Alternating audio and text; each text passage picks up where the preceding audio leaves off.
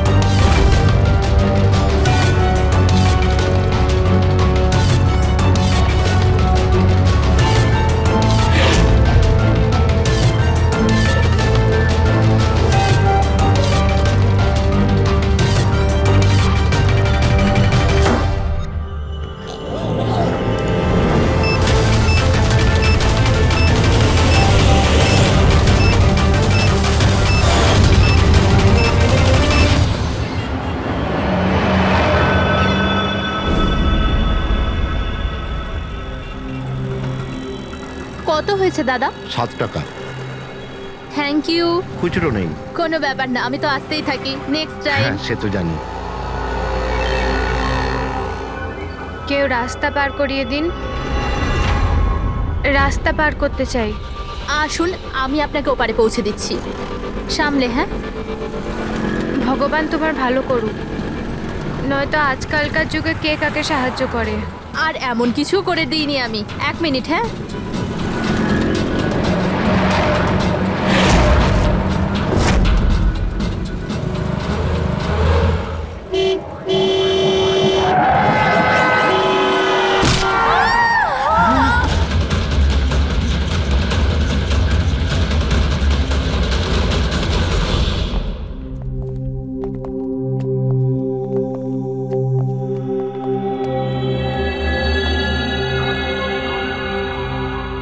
তুমি এখানেই দাঁড়াও। এসো।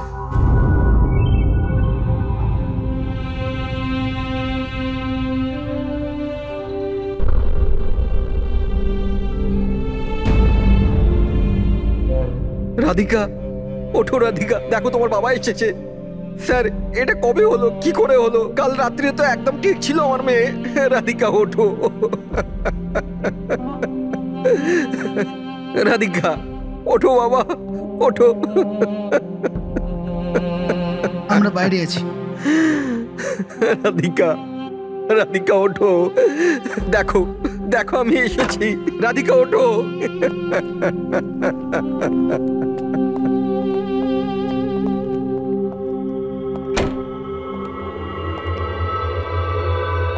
ডক্টর, অ্যাকচুয়ালি কি হয়েছিল?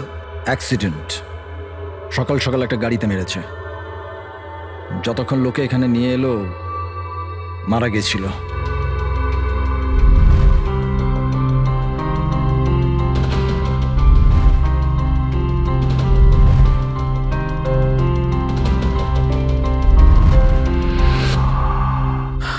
রাঘবকে নিয়ে এসো।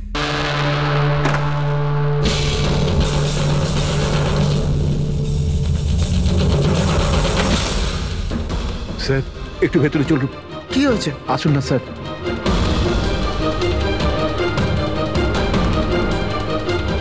হ্যাঁ? ও নো, ডক্টর।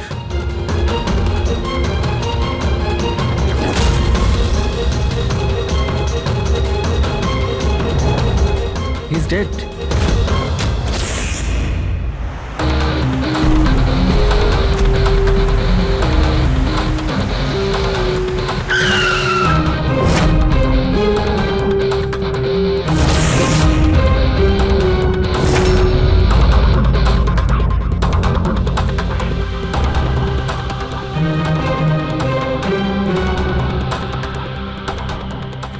বাজেভাবে ভেঙে গেছে স্যার। খুনি কোনো সুযোগই দেয়নি। স্যার মাত্র 10 মিনিটের জন্য ওনাকে একা ছেড়েছিলাম। বুঝলাম না কি করে এসব হলো 10 মিনিটে। খুনির কোনো সূত্র? না স্যার, আমরা তো বাইরেই ছিলাম স্যার, দরজাও বন্ধ ছিল। কেউ বাইরে থেকে ভেতরে আসেও নি, ভেতর থেকে বাইরে যায়ও নি। এটা কিভাবে সম্ভব? মানছি খুনি এখানে লুকিয়ে বসেছিল, কিন্তু এসব করে বাইরে গেল কি করে, আর সেটা 10 মিনিটের ভেতরে? না না না, একটা কথা বল, তুমি জোর দিয়ে বলতে পারবে যে এখানে লাশ ছাড়া অন্য কেউ ছিল না? একদম স্যার, কেউ ছিল না, কারণ ঘর থেকে বেরোনোর আগে পুরো ঘরটা আমি নিজে চেক করেছি। কোনো লাশ তো খুন করতে পারে না, তাহলে করলোটা কে? এটা নিশ্চয়ই কোনো মানুষেরই কাজ। খুনি কোথায় লুকিয়ে থাকতে পারে? এই রাঘব কে ছিল? একজন সাধারণ চোর ছিল, কাল রাত থেকেই লকআপে ছিল। অ্যাক্সিডেন্টে ওর মেয়ে মারা গেছিল, তাই ওকে এখানে নিয়ে এসেছিলাম। দয়া,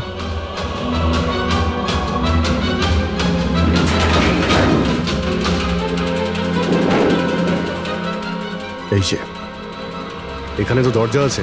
হ্যাঁ, এই দ্বিতীয় দরজার ব্যাপারে আমাদের বলেননি কেন? ইন্সপেক্টর স্যার, এই দরজাটা তো বরাবরই বন্ধ থাকে, না এটা কখনো খোলা হয় না এটা ব্যবহার করা হয়। ইনফ্যাক্ট আমরা তো এর ব্যাপারে ভুলেই গেছিলাম। তোমরা ভুলে যেতে পারো, কিন্তু খুনি খুব ভালো করেই দরজার ব্যাপারে জানতো। চলো এগিয়ে দেখি কত দূর যাওয়া যায়।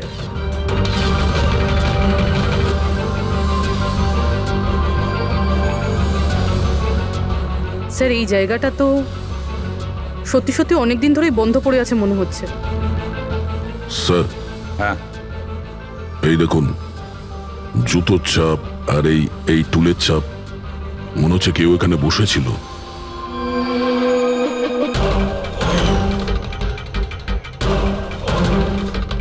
স্যার, হ্যাঁ, স্যার এইদিকে যাওয়ার একটা রাস্তা আছে।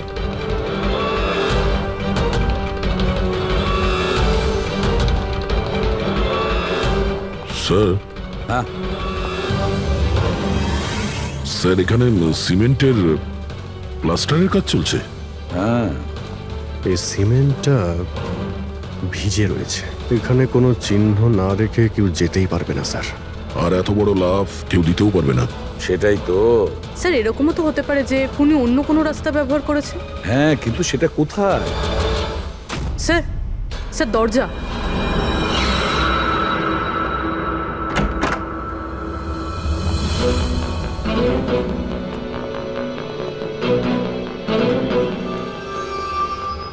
সামনেই সিকিউরিটি কেবিন।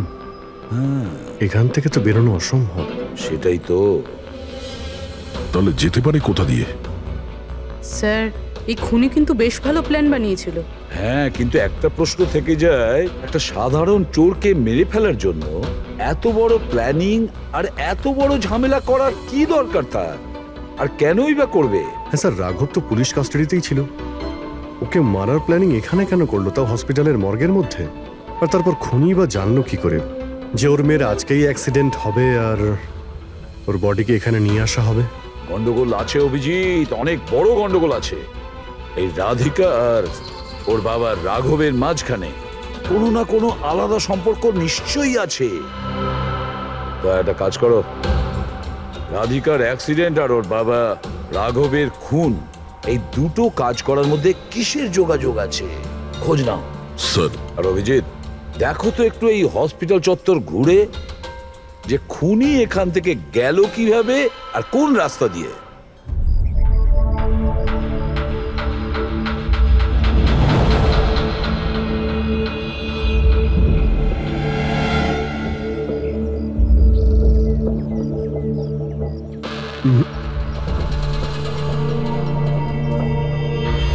এই জানালা দিয়েই যে খুনি বাইরে বেরিয়ে এসেছে তা তো মনে হচ্ছে না। হ্যাঁ স্যার, কেননা এখানে মাটিটা তো ভেজা রয়েছে। যদি এখান থেকে লাফিয়ে বাইরে আসে তো কোনো চিহ্ন বা কিছু তো থাকতো। সেটাই তো।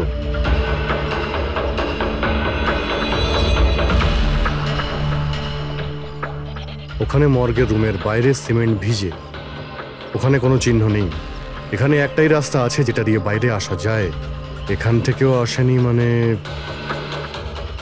গেল কোথা দিয়ে? কিন্তু স্যার, একটা জল জ্যান্ত মানুষ এইভাবে হাওয়াতে উড়ে তো যেতে পারে না। কারেক্ট। জলজান্ত মানুষ না হতে পারে পুরবী, কিন্তু মৃত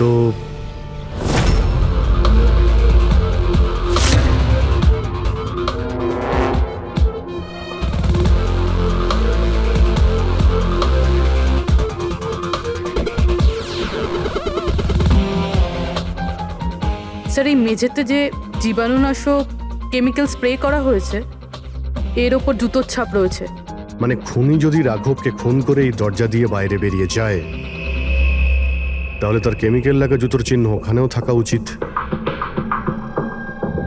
এখানটায় দেখো তো।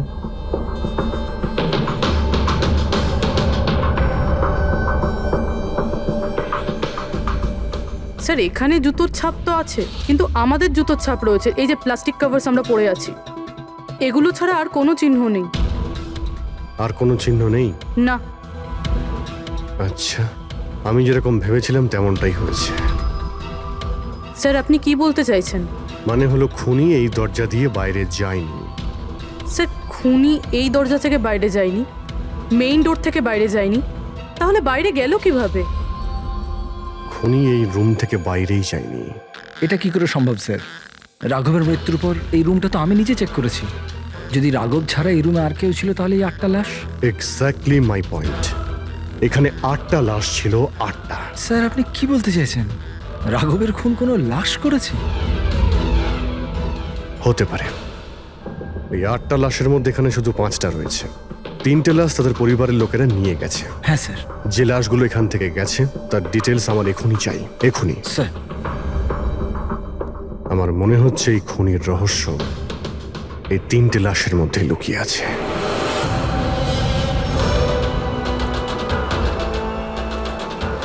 ওই অ্যাক্সিডেন্টটা এখানে হয়েছিল। ওই চায়ের দোকানদারকে জিজ্ঞাসা করি, হতে পারে কিছু দেখেছে। আচ্ছা দাদা, আজ সকালবেলায় এখানে একটা অ্যাক্সিডেন্ট হয়েছিল, কিছু বলতে পারেন সেটার সম্বন্ধে? সাহেব, উনি এখানে পাশেই কাজ করতেন। উনি রোজ চা খেতে আমার এখানে অবশ্যই আসতেন। আজকেও চা খেয়ে উনি আমার এখান থেকে বেরোচ্ছিলেন, এমন সময় অ্যাক্সিডেন্ট হয়ে গেল। সাহেব, কিছু বুঝতেই পারলাম না ওই গাড়িটা কোথা থেকে এখানে এলো আর ওকে ধাক্কা দিয়ে গেল। গাড়ির নম্বরটা দেখেছেন আপনি? সাহেব, সবকিছু এত তাড়াতাড়ি হয়ে গেল, নাম্বার দেখার সুযোগই পাইনি। আচ্ছা, গাড়িটা কি ছিল দেখেছিলেন? সাদা রঙের বড় গাড়ি ছিল স্যার। ও একলা ছিল না ওর সাথে অন্য কেউ ছিল? এসেছিলেন তো একা একাই।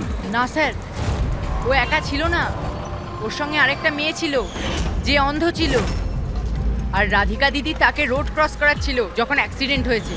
ওই মহিলাটা দেখতে পেতেন না? তাহলে ওরও চোট লেগেছে। কোথায় গেছে ও? সেটা তো জানি না স্যার, অ্যাক্সিডেন্টের পরেই ও উধাও হয়ে গেল। স্যার, আমার মনে হচ্ছিল যে ও নাটক করছে। প্রথমে তো ঠিকঠাকই দাঁড়িয়েছিল, তারপর দিদিকে দেখে ও সাহায্য চাইলো।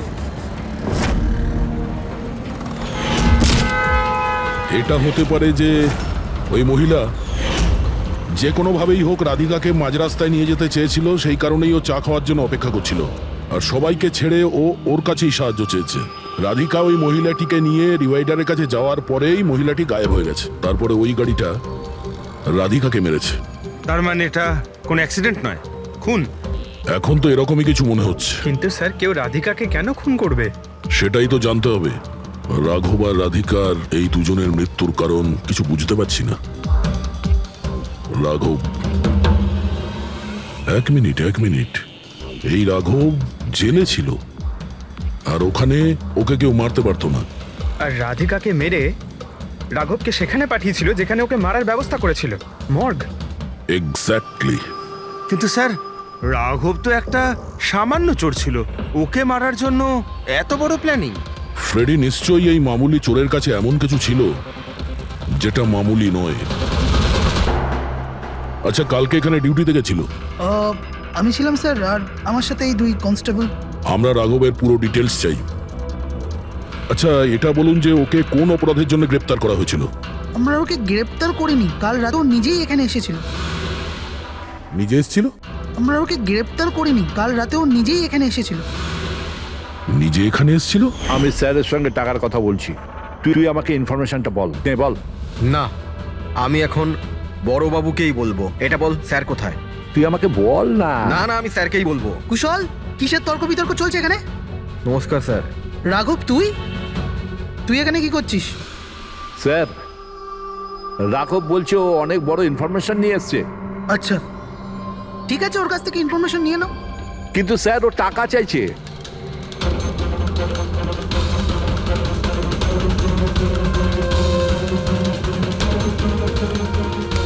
পুলিশের কাছে টাকার গল্প করছিস?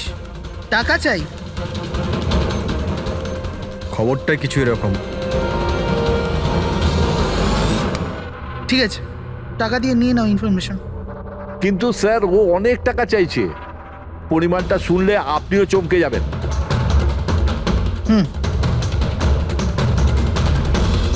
বল, কত দাম তোর ইনফরমেশনের? 3 কোটি। আরে 3 কোটি? এমন কি ইনফরমেশন ছিল ওর কাছে যে এত টাকা চাইছিল? জানি না স্যার, ও কিছু বলেনি। হ্যাঁ, এটা বলছিল যে কয়েক হাজার লোকের জীবনের প্রশ্ন, কিন্তু বলবে তখনই যখন ও 3 কোটি টাকা নেবে। স্যার, কালকে রাতে তো ওকে আমি লকআপে রেখে দিয়েছিলাম। ভেবেছিলাম যে সকাল হলেই ওকে আমি আমার মতো করে জিজ্ঞেস করব। ঠিক তখনই ওর মেয়ের ব্যাপারে আমরা জানতে পারলাম, আর আমরা ওকে নিয়ে মর্গে চলে গেলাম। স্যার, এমন কি রহস্য ছিল ওর কাছে যার উপরে হাজার হাজার মানুষের প্রাণ নির্ভর করছিল, আর যার জন্য ওর নিজের এবং ওর মেয়ের প্রাণটাও গেল? আগে তো আমাদের এটা জানতে হবে যে এই রাঘব কালকে কোথায় কোথায় গেছিল আর কার কার সঙ্গে দেখা করেছিল, আর সারা দিন ও কি করেছিল। স্যার, দিনের কথা তো জানি না, কিন্তু রাতে ওর রোজকার মতো নেশাতেই ছিল। আমরা ওর ফাইলটা চাই। হ্যাঁ স্যার। এই লোকটা এখানে আসে দেখেছেন? হ্যাঁ আছে স্যার, আপনি ম্যানেজারকে জিজ্ঞেস করুন। ম্যানেজার কোথায়? উপরে।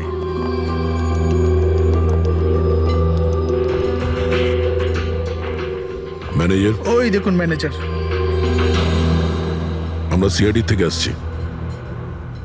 এই লোকটা কাল এখানে এসেছিল? স্যার, এ তো রাঘব, এ সবসময় এখানে আসে। এই লোকটা কাল রাতে এখানে এসেছিল কিনা? হ্যাঁ স্যার, কাল রাতে এসেছিল, আর কাল মোটামুটি 11টা অব্দি এখানেই ছিল। ওর ব্যবহার কেমন ছিল? সবসময়ের মতো চিন্তায় ছিল। চিন্তিত ছিল? কিছু বলেছিল? কি কারণে চিন্তিত ছিল? জুয়া খেলে খেলে একেবারে ধারে ডুবেছিল। স্যার, আমাদের এখানেও প্রায় 5,000 টাকা ধার নিয়েছে। কালই বলেছিলাম ওকে, যদি পুরনো টাকা না দাও তাহলে এখানে কোনো খাওয়া দাওয়া পাওয়া যাবে না। তখন ও কি বললো? বলেছিল মিটিয়ে দেবে। কিছু নতুন কাজ করতে যাচ্ছিল। নতুন কাজ? কি কাজ? সেটা বলেনি স্যার। ঠিক আছে, থ্যাংক ইউ। স্যার, এই রাঘব এমন কি কাজ করতে যাচ্ছিল যে ওর সব ঋণ শোধ হয়ে যেত? আর পুলিশ স্টেশনে গিয়ে বলেছিল যে ওর কাছে বিশেষ একটা ইনফরমেশন আছে, 3 কোটি চেয়েছিল তার জন্য। যাই ঘটেছে রাঘবের এখান থেকে বেরোনোর পর আর পুলিশ স্টেশনে যাওয়ার আগে জানার চেষ্টা করি যে রাঘব এখান থেকে বেরোনোর পর কোথায় কোথায় গেছিল।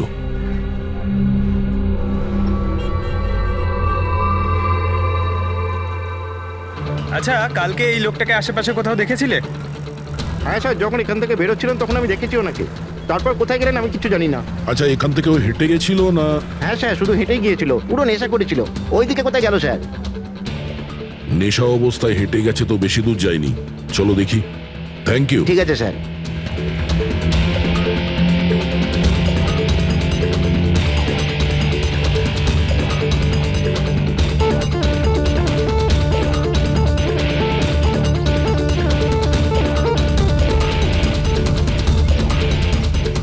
দেখেছো একে? হ্যাঁ স্যার, দেখেছি। একটু এগিয়ে যে গলিটা আছে না, ওখানেই যাওয়া আসা করে।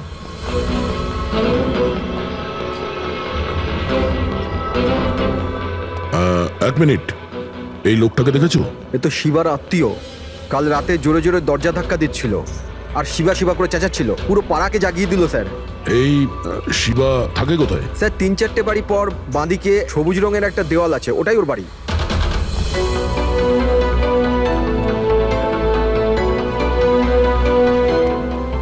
তালা লাগানো আছে, খুলতে হবে। পঙ্কজ, একটা কাজ করো, আশেপাশে কেউ আছে কিনা দেখো, ডাকো ওকে। আরে এদিকে এসো।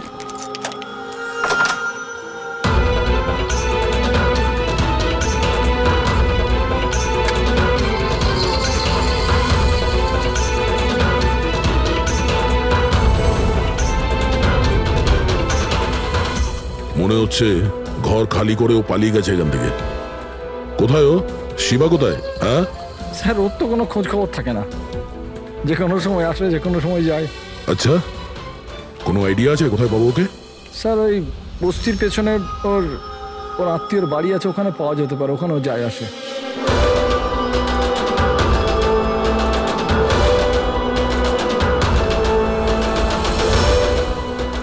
এই বাড়িটা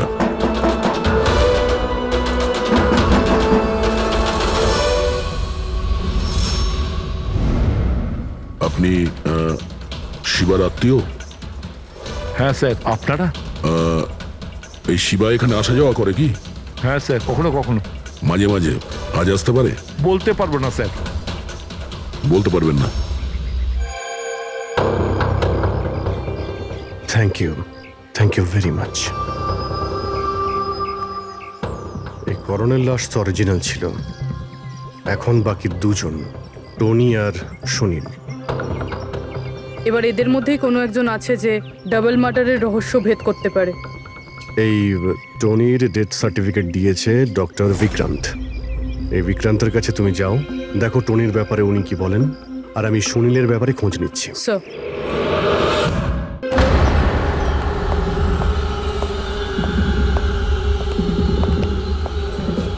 রবি, রবি, দরজা খোল। আপনি কে? সিআইডি। কোথায় পালাচ্ছিস? এই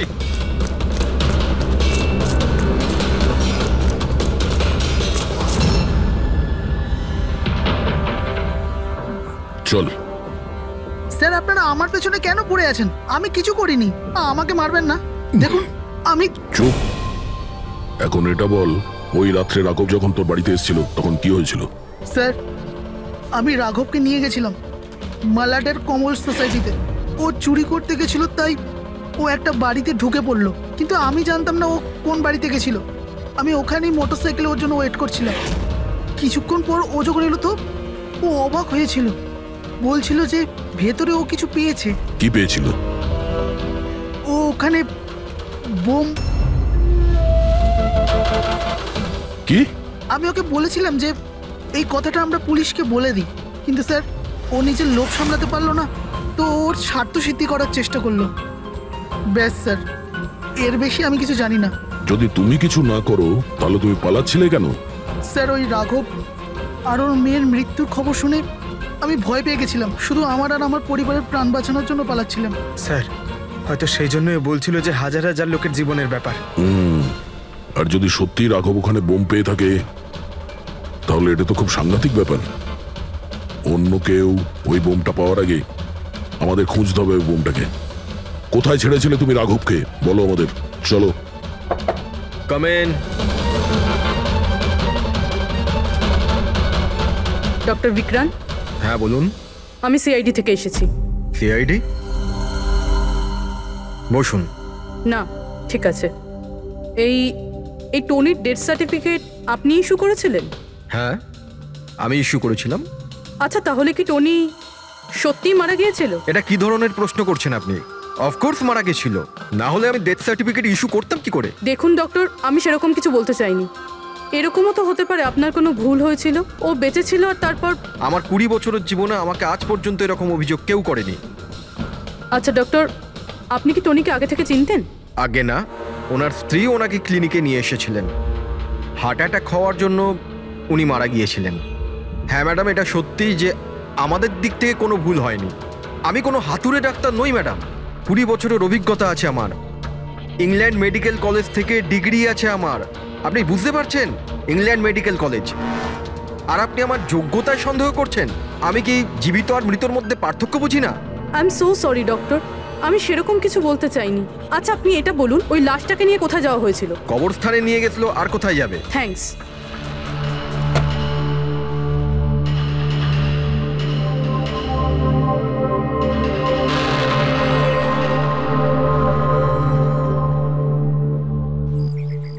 হ্যাঁ পূরবী, কি জানতে পারলে?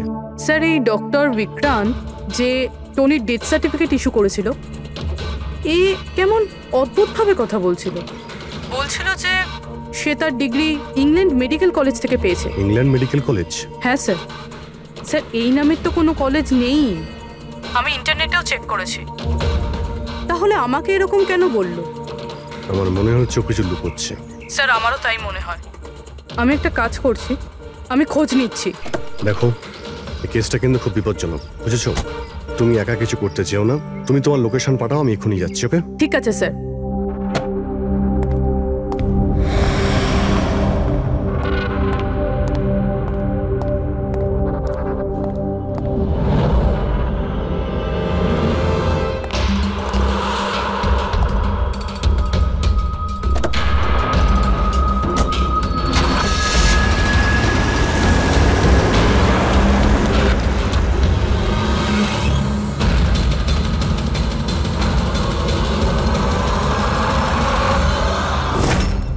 শিবা বলল যে ও রাঘবকে এখানেই ছেড়েছিল।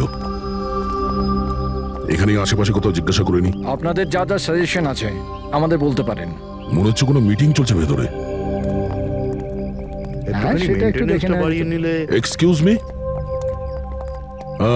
আমরা সিআইডি থেকে আসছি, আপনার কাছে কিছু জিজ্ঞাসাবাদ করব। রাঘব নামের আপনাদের মধ্যে কেউ একে দেখেছেন? না স্যার। কাল রাত আপনাদের মধ্যে কারোর বাড়িতে চুরি হয়েছে? কাল আই ডোন্ট থিঙ্ক সো। কিন্তু আপনারা এখানে কি করছেন?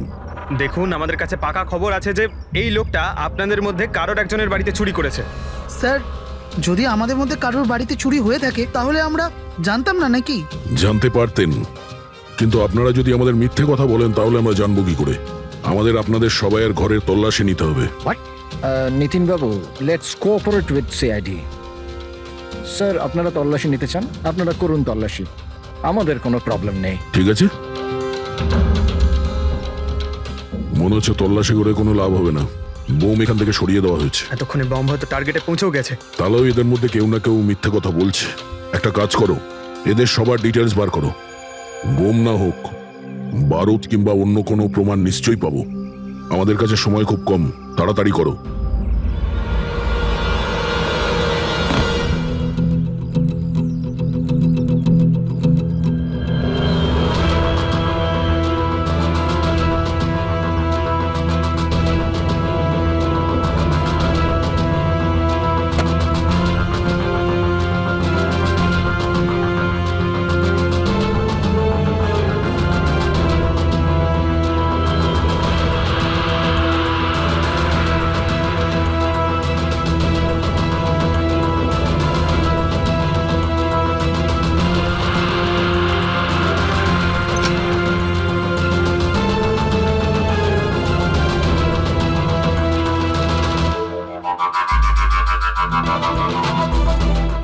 কফিন?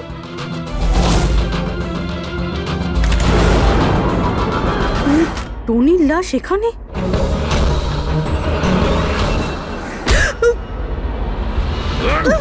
চলো।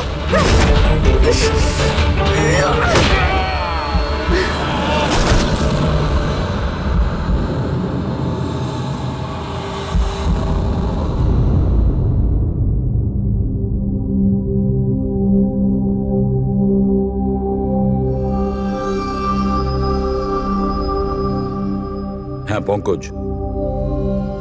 স্যার, বমের ব্যাপারে কিছু জানতেই পারছি না স্যার। যে কটা লোককে আমরা সন্দেহ করছি না, প্রত্যেকটা লোকের ঠিকুজি খুঁজে বের করো খুব ভালো করে। হ্যাঁ দা, এই ব্যাপারে কিছু খুঁজে পেলে? স্যার, ও কেস ফাইল থেকে তো পাচ্ছি না, তবে পুলিশ ডেটা থেকে পাচ্ছি স্যার। আচ্ছা।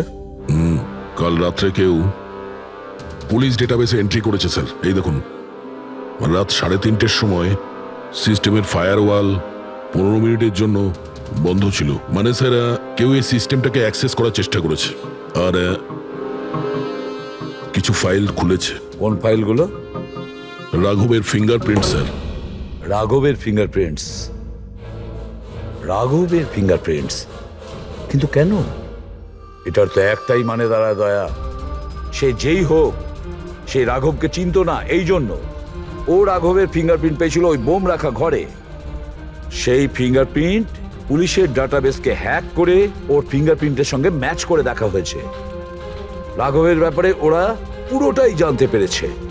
রাঘব দেখতে কেমন, কি কাজ করে, আর সেখান থেকে ওরা জানতে পারে যে রাঘব জেলে বন্দী হয়ে আছে। ওদের যে করেই হোক রাঘবকে জেল থেকে বের করতে হতো। এই জন্য রাঘবের নিরীহ সন্তান রাধিকাকে ওর অ্যাক্সিডেন্ট করিয়ে দিয়েছে। ও জানতো যে পুলিশের লোকেরা রাঘবকে নিয়ে রাধিকার কাছে আসবে তার মেয়েকে দেখানোর জন্য। নিজের সন্তানকে দেখতে রাঘব নিশ্চয়ই আসবে, আর তারপরে সুযোগ পেতেই রাঘবকে মেরে ফেলেছে। এরা খুব সাংঘাতিক লোক দয়া। ওরা এতটাই বিপজ্জনক, পুলিশের ডাটাবেস পর্যন্ত হ্যাক করতে পারে। বাস স্যার, একবার এটা জানতে পারি যে মর্গে রাঘবের খুন কে করেছে, তাহলেই। হ্যাঁ অভিজিৎ, বলো। দয়া, পুরবীর একটা খুব বড় বিপদ হয়েছে। ওকে ফোনে পাচ্ছি না, ওকে খুঁজতে হবে। কি? ঠিক আছে, আমরা ওর মোবাইল ট্র্যাক করে পৌঁছচ্ছি। ওকে ওকে, ইয়া। কি হলো? পুরবী প্রবলেমে আছে স্যার।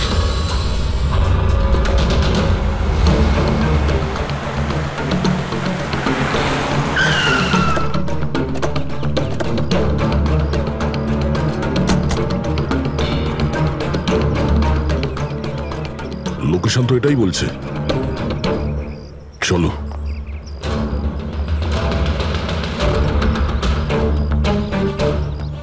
স্যার, দরজা তো খোলা। চলো।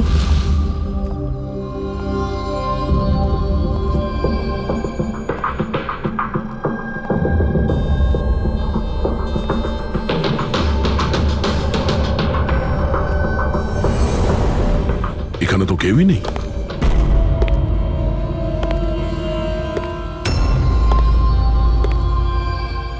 মনে হচ্ছে কেউ আসছে।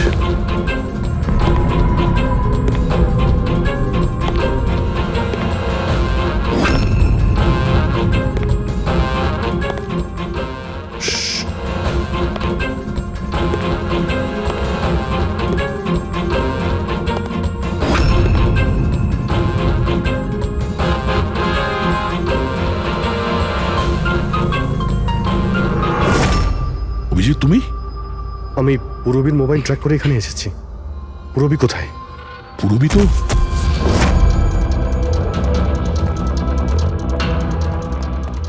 পুরবী? ও নো, পুরবী, পুরবী, পুরবী, পুরবী, পুরবী। স্যার, ওর গলার দাগটা দেখুন স্যার, মনে হচ্ছে ওর গলা কেউ টিপে দিয়েছে। নার্ভও খুব স্লো আছে। পুরবী, পুরবী, পুরবী, পুরবী, পুরবী, কি হয়েছে? এসব কে করেছে? হ্যাঁ স্যার, ওই টনি, ওই যে টনি স্যার, ও এখনো বেঁচে আছে। এখানেই কোথাও আছে স্যার। পঙ্কজ, দেখো তো কে। ফ্রেডি, তুমি এক্ষুনি পুরবীকে হসপিটালে নিয়ে যাও, বুঝেছো? চলো চলো পুরবী।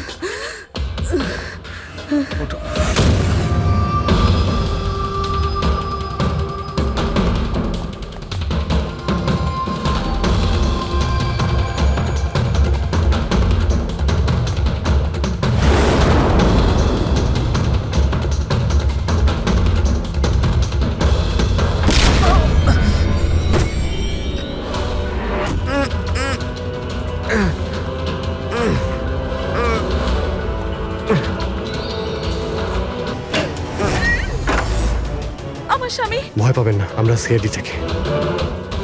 সাবধানে।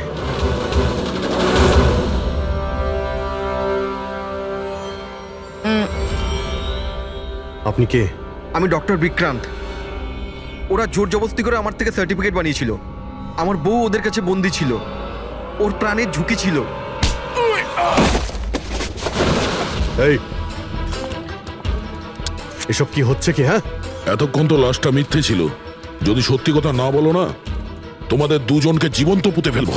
না স্যার, আমি বলছি স্যার, আমি বলছি। তুই অন্ধ হওয়ার নাটক করেছিলি যাতে এই টনি রাধিকাকে মারতে পারে। বস, পুরবী কেমন আছে? স্টেবল, হসপিটালে অবজারভেশনে আছে। গুড। রাধিকার খুনের রহস্যটা তো বুঝতে পারলাম, এটা বলো যে রাঘবকে কি করে মারলে তোমরা, ওই মর্গে কি করে ঢুকলে তোমরা, আর লাশ হওয়ার অ্যাক্টিং কি করে করলে? অ্যাক্টিং ছিল না দা, ও সত্যিই মরে গেছিল। কি কি ঠিক বলছি তো? প্রথমে তুমি মরে গেছিলে, তারপর বেঁচে উঠে তুমি রাঘবকে খুন করে দিলে, রাইট? আরে সালুকে কি বলছো সব? মরে গেছে, বেঁচে উঠেছে, আবার বেঁচে উঠেছে। আমি ঠিক বলছি বস। পুরবীর গলাটা টেপার সময় এর হাত থেকে কিছু কেমিক্যালস পুরবীর গলায় লেগে যায়। আমি ওগুলো টেস্ট করেছি। ওটা এক ধরনের টক্সিন, যেটা খুবই রেয়ার, দুর্লভ সমুদ্রের মাছের মধ্যে পাওয়া যায়। এই সামুদ্রিক মাছ নিজেদের প্রাণ বাঁচানোর জন্য এই টক্সিনের ব্যবহার করে। কিছুক্ষণের জন্য একে দেখে মনে হবে যে মারা গেছে, কিন্তু আবার বেঁচে ওঠে। এও সেই টক্সিনেরই ব্যবহার করেছে। এও কিছুক্ষণের জন্য মারা গেছিল। আর এই টক্সিনটা এমন অদ্ভুত জিনিস যে কেউ একে ধরতে পারে না। মানুষের হার্টবিট একদম একদম বন্ধ হয়ে যায়।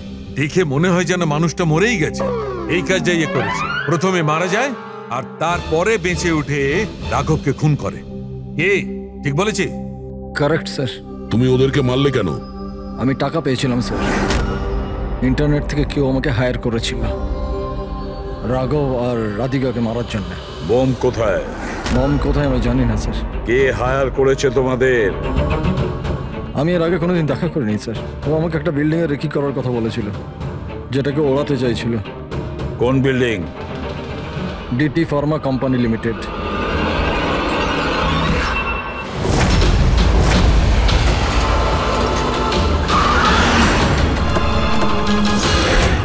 এদিকে শোনো ভাই, এদের মধ্যে কেউ কি এখানে আজকে এসেছে? হ্যাঁ, এ পার্কিং লটে গেছে স্যার।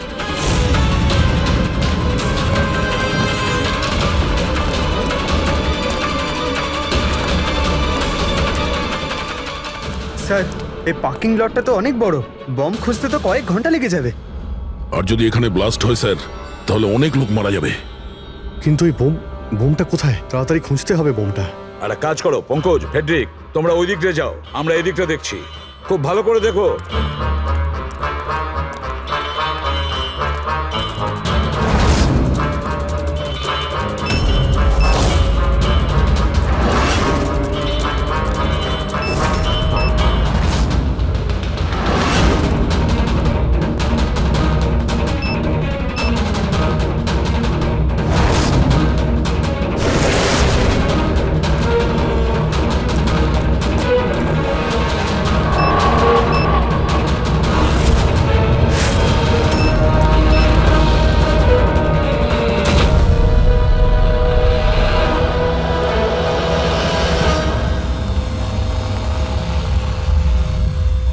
নিতিন, সিআইডি এগোবে না কেউ বলে দিলাম। টিকা টিপে দেবো আমি, ছাড়বো না আমি তোকে। পালিও না। চলুন স্যার, ওকে ধরো।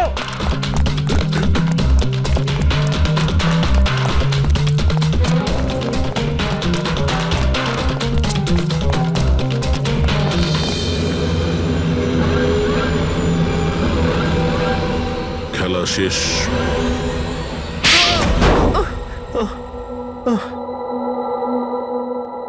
বলো নিতিন, কেন বোম দিয়ে এই বিল্ডিংটাকে উড়িয়ে দিতে চাইছিলে? বিল্ডিং নয়, কোম্পানি এটা।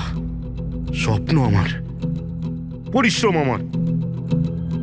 এটাকে আমি জমি থেকে আকাশ পর্যন্ত তুলেছি। রক্ত ঘাম এক হয়ে গেছে এটা করতে আমার।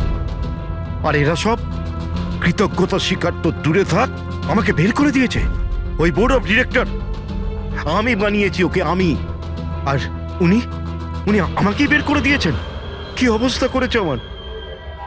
প্রতিশোধ তো নিতেই হতো। কিছু লোকের প্রতি প্রতিশোধ নেওয়ার জন্য তুমি এই পুরো বিল্ডিংটাকে উড়িয়ে দিতে চেয়েছিলে? হ্যাঁ, এই বিল্ডিং এ যে সমস্ত নিরীহ লোকেরা আছে তারা কি ক্ষতি করেছিল তোমার? রাঘব আর তার মেয়েরও প্রাণ নিয়েছো তুমি, আর তারপরেও এই বিল্ডিংটাকে প্ল্যান করে শেষ করতে চাইছিলে। কঠোর থেকে কঠোরতম শাস্তি হবে।